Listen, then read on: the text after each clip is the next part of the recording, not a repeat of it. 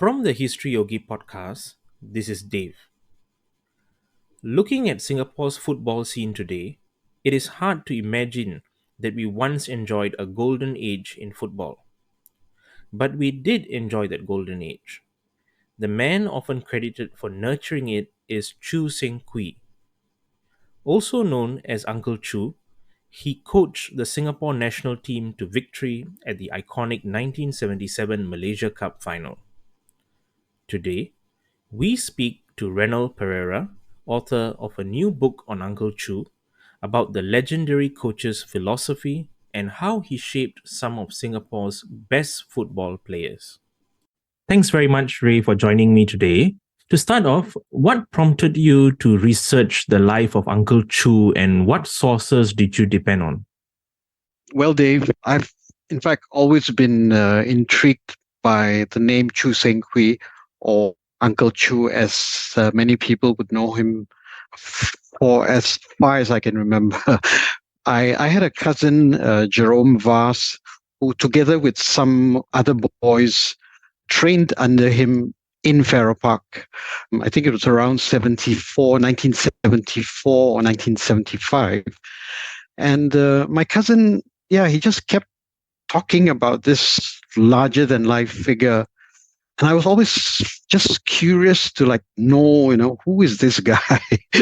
And of course, everyone in Singapore sort of came to know him, when he coached the Singapore team in 1977, leading them to the final and victory in the Malaysia Cup, as well as also the final of the 1977 pre-World Cup qualifying competition.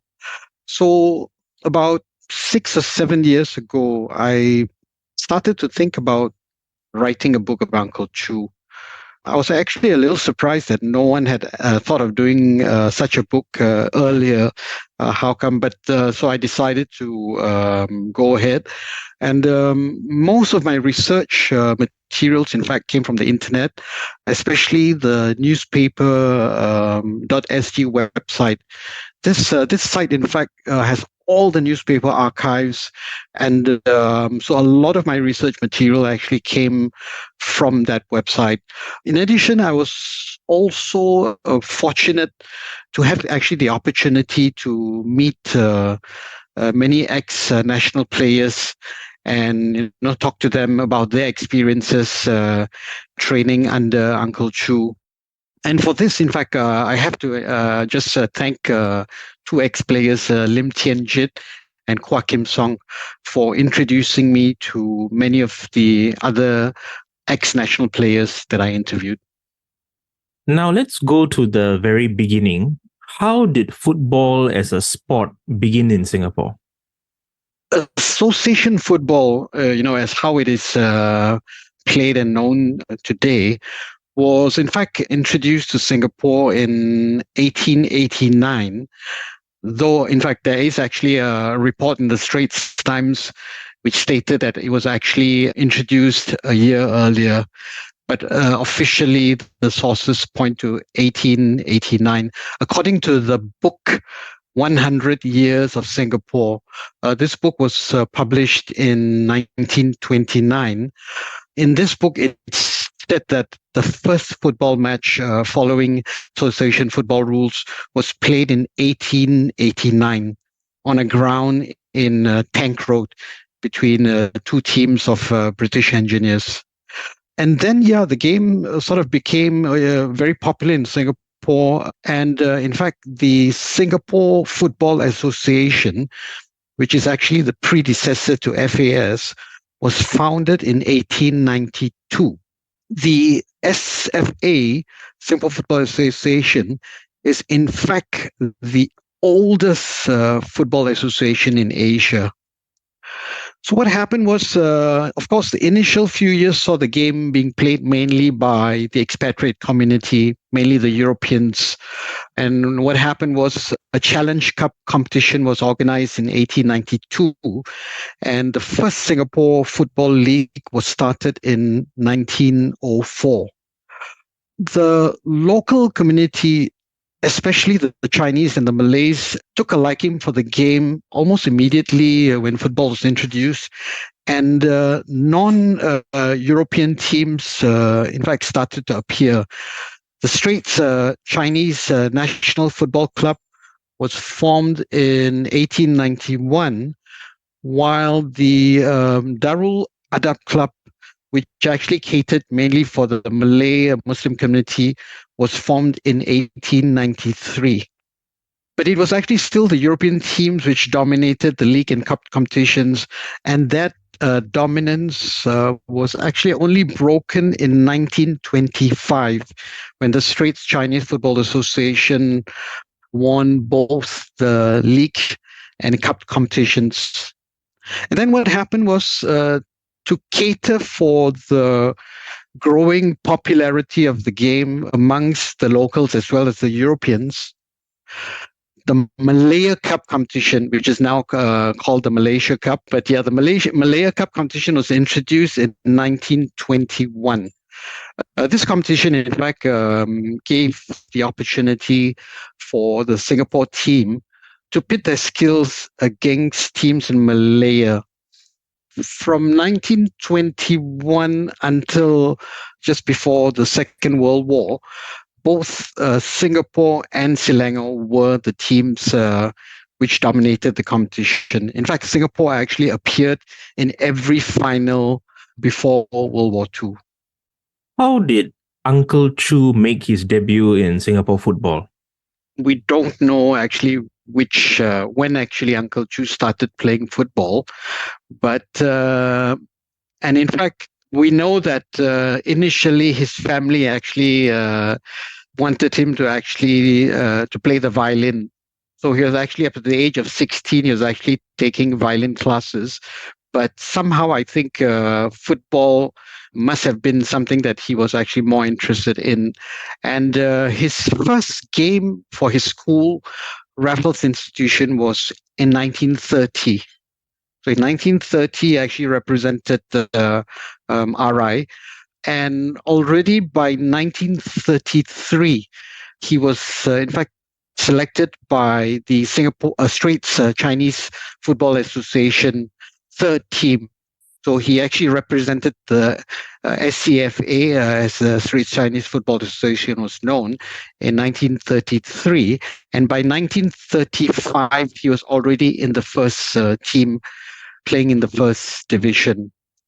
And Seng Quee was, in fact, quite fortunate to have a gentleman called Pop Lim Yong Yang as a mentor.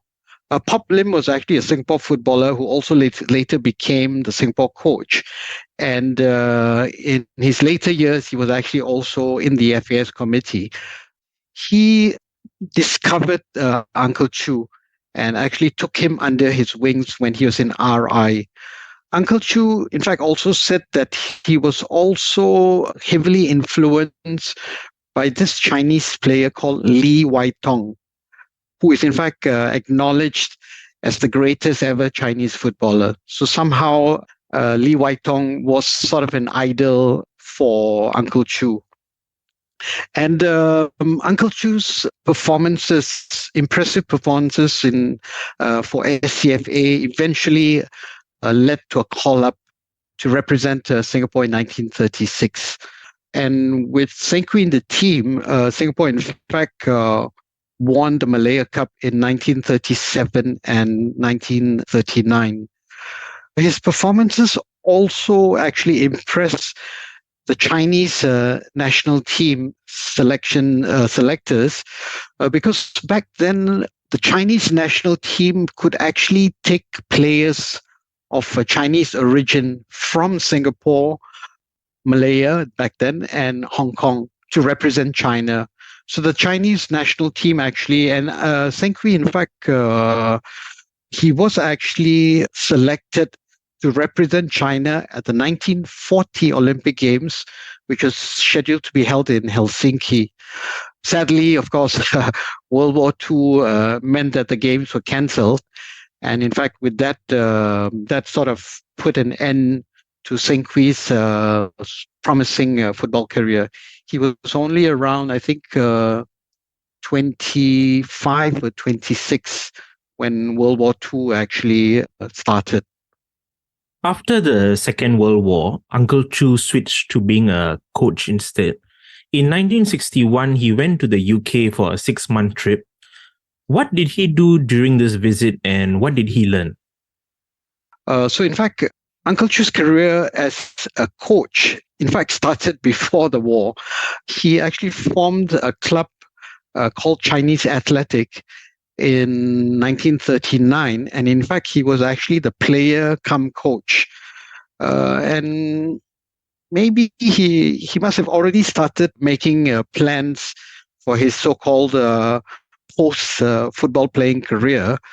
After the war, he did still continue as a player, but he finally made the switch to become a full-time coach in 1949.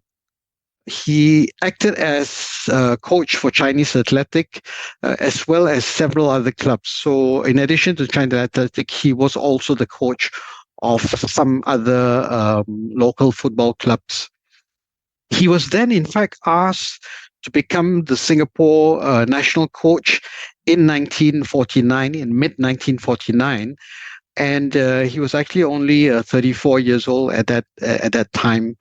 He led the Singapore national team to the semi-finals of the Malaya Cup in 1949. But after the defeat, he was actually asked to step down as a coach. So, in fact, the stint actually lasted just for a few months. But in fact, that time spent as a national coach in Singapore was sufficient time for the Indonesians actually, because the Indonesians were actually looking for a coach. And in fact, they appointed him as a national coach in 1950. And he was actually their coach from 1950 to 1953. Though he actually did not achieve anything major with the Indonesian team, the bulk of the players that he coached went on to actually represent Indonesia in the 1956 Olympic Games. And then, in fact, came the Malaysian team, who actually appointed Uncle as a coach in 1958. In Malaysia, Uncle actually had the backing of Tunku Abdul Rahman. And Tunku Abdul Rahman was also actually the president of the Football Association of Malaya, then FAM. Tunku sort of identified Uncle's immense coaching skills, and he did everything he could to keep Uncle as a Malaysian coach.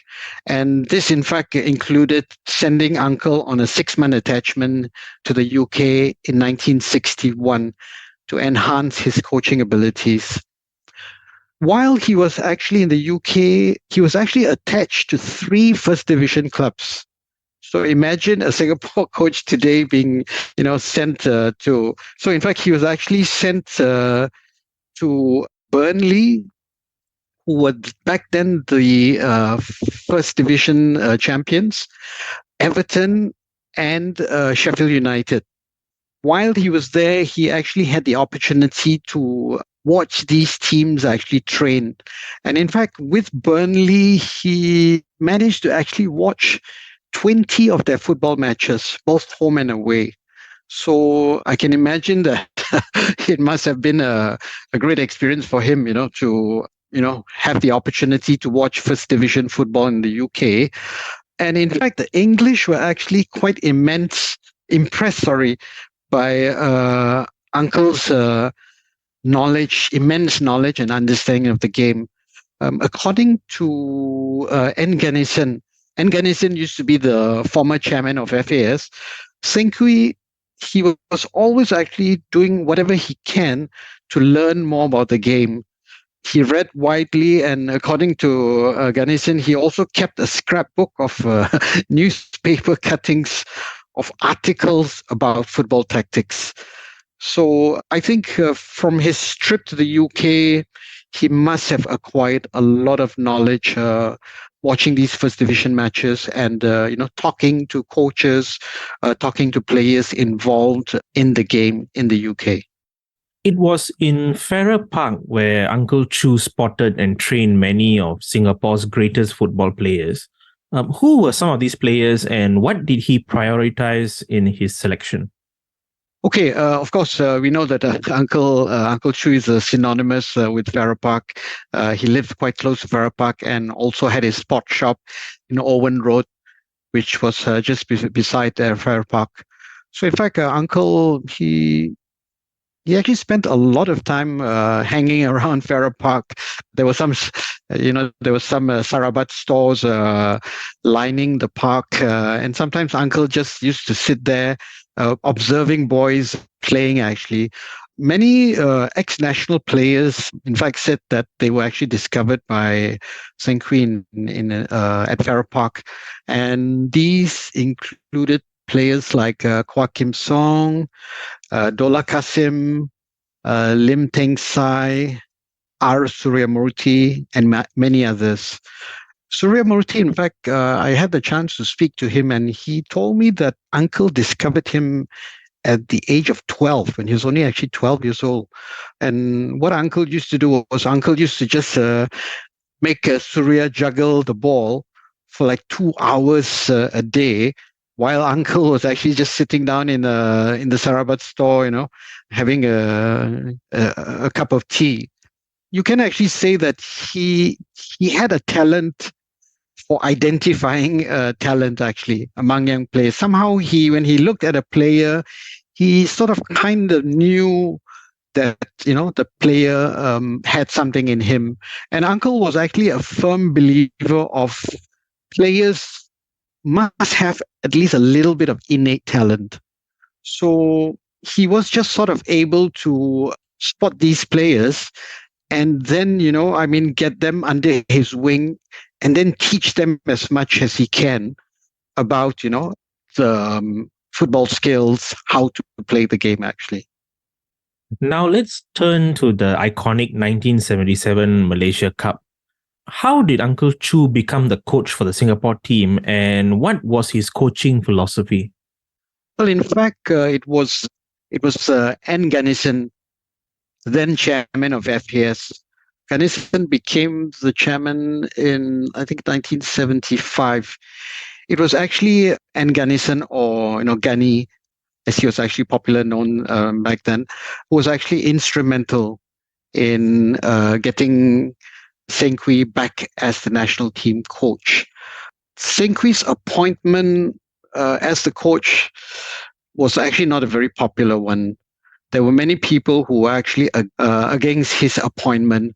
And so actually when he became coach, the FAS advisor back then, Trevor Hartley, one of the coaches, Hussein Aljanit, and a trainer, Andrew Yap, decided to actually resign from the coaching panel.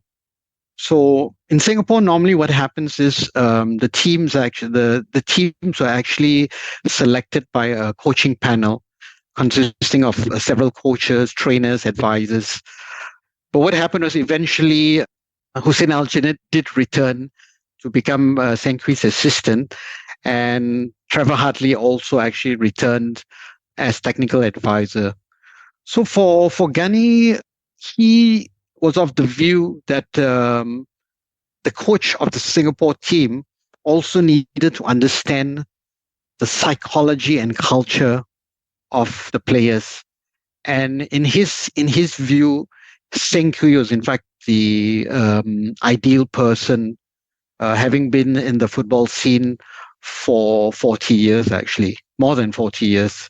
But when appointing Seng Quee as the coach, Gani also gave the assurance that if anything goes wrong, he will actually take the rap. So he sort of put his neck on the line if anything went wrong. Coming to the point, Dave, you asked about coaching philosophy. Throughout all the interviews with Seng Quee over the years, interviews with journalists, interviews with people, one phrase actually cropped up quite frequently, and that was hard work. For Seng Quee, in fact, there was no substitute for hard work. And I mean, when you speak to many of the players, they can actually vouch for the intensity of his training sessions. But interestingly, Dave, Seng Quee actually once asked Pele, of course, the legendary Brazilian footballer, if there was a secret to Pele's greatness. And Pele said, yes, sheer hard work. So, in fact, you can almost say that Seng Quee was simply mimicking what other great players vouched as the key to success. And another aspect of Seng Quee's game plan was discipline.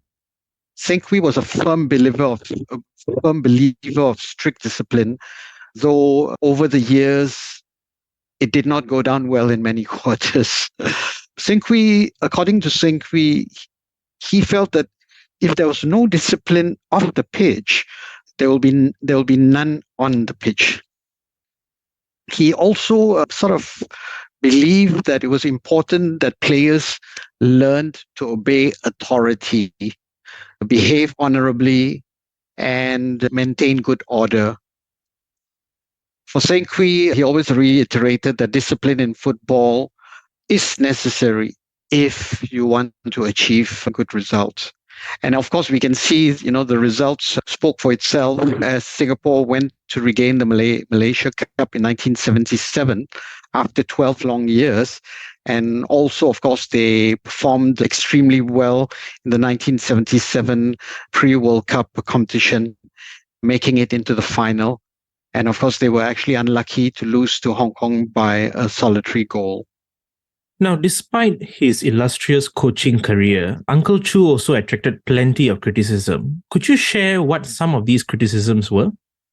Well, I mean, of course, Seng Quee, he achieved a great success both at international level and at club level over the years. But yeah, I mean, there were many actually who were not in favor of his training methods. His detractors sort of felt that his training methods were too rigid for the players. Of course, players who were only amateurs and played football in their spare time. And over the years, yeah, of course, players have complained about his almost military-like training methods. I spoke to Samsudin Rahmat. Samsudin Rahmat was a former national player, and Samsudin recalled the training routine for the Merdeka tournament in 1971.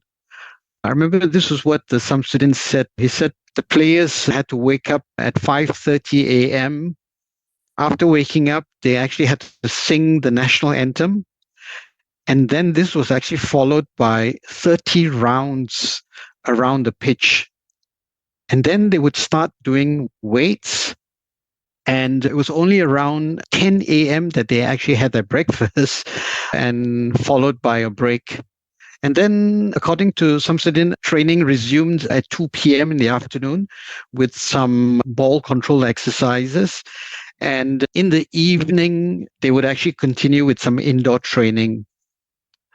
There were some other players also who didn't like the way Seng Quee spoke at times. He was actually one who was not shy of using colorful language. Let's not get into that in detail.